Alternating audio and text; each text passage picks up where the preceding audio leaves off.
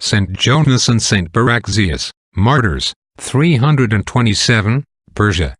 King Sapor, of Persia, in the 18th year of his reign, raised a bloody persecution against the Christians, and laid waste their churches and monasteries.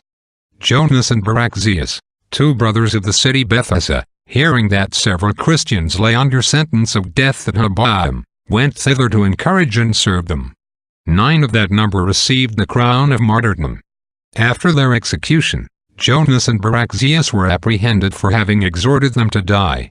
The president entreated the two brothers to obey the king of Persia, and to worship the sun, moon, fire, and water. Their answer was, that it was more reasonable to obey the immortal king of heaven and earth than a mortal prince.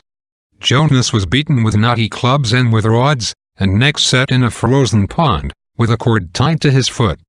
Barachisius had 2 red-hot iron plates and 2 red-hot hammers applied under each arm, and melted lead dropped into his nostrils and eyes.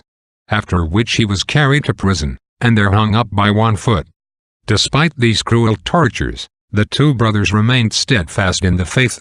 New and more horrible torments were then devised, under which at last they yielded up their lives, while their pure souls winged their flight to heaven, there to gain the martyr's crown, which they had so faithfully won. Reflection.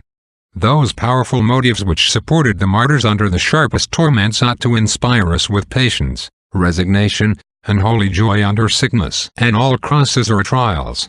Nothing is more heroic in the practice of Christian virtue, nothing more precious in the sight of God, than the sacrifice of patience, submission, constant fidelity, and charity in a state of suffering. Amen.